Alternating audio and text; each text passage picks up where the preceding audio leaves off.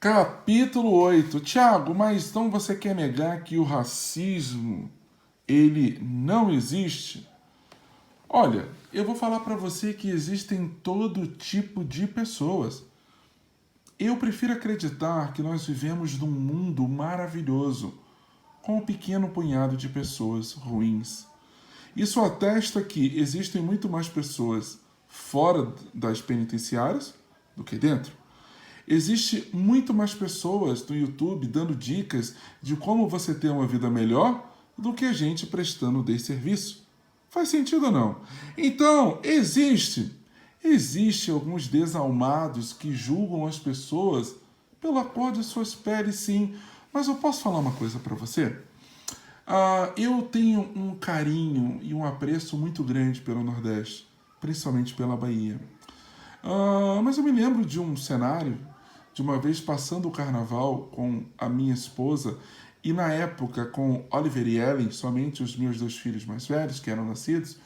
E a minha esposa, ela nasceu no sul do Brasil, tem descendência de polonês e automaticamente ela tem uma pele muito clara. E isso aconteceu, foi a única vez que eu sofri algum tipo de preconceito. Eu, no meio do Pelourinho, fui levar minha esposa para conhecer um pouco do Carnaval de Salvador.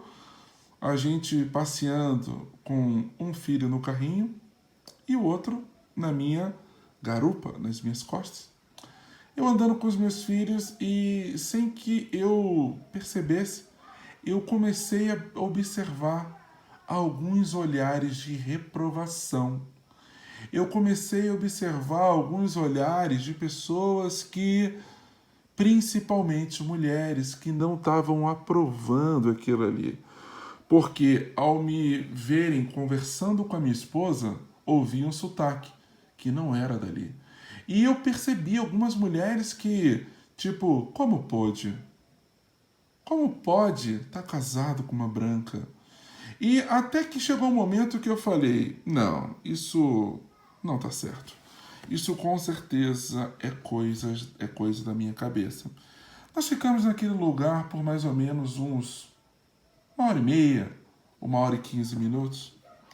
E eu comecei a ver algumas pessoas que, e principalmente mulheres, que davam uma trombada, vamos colocar assim, na minha esposa, e como se fosse: você roubou um dos nossos negros.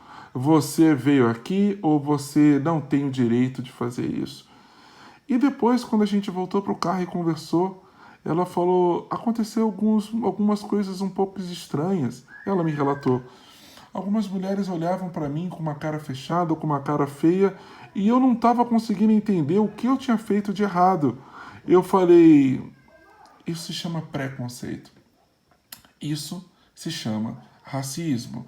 Mas é importante eu deixar claro que, numa cidade tão maravilhosa, num local tão extraordinário como Salvador, eu não posso chamar aquela cidade de racista. Seria um crime da minha parte. Quando vamos colocar aí 7, 8, 9 mulheres fizeram isso durante 1h30, durante o local, né, um tumulto, atravessando por lugares apertados. E eu poderia falar para você que ela me contou isso, mas após ver muitos ou alguns rostos femininos com olhar de reprovação, eu posso falar para você que ninguém me contou.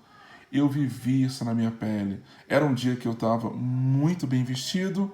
Elas percebiam que se tratava de um negro bem de vida, de uma família muito unida, muito amada e muito, de alguma forma, estruturada.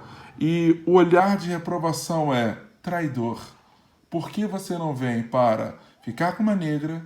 Por que você não vem para, de alguma forma, ter a nossa religião e ao invés de ficar com uma branca azeda como essa? Tiago, como é que você pode deixar isso tão claro? Os olhares tortos, de lado e de reprovação atestaram tudo isso. Então, agora, vale a pena falar que o Brasil é racista por causa de um evento como esse? Vale a pena falar que uma cidade, do que um bairro, que um estado é racista por causa de um evento como esse? Eu acho que não. Eu prefiro considerar que durante 37 anos de vida, isso foi um pontinho, uma estrelinha que não deixou de brilhar diante de uma constelação tão grande. Então, antes que você me respondesse você já sofreu algum tipo de preconceito? Foi esse o relatado.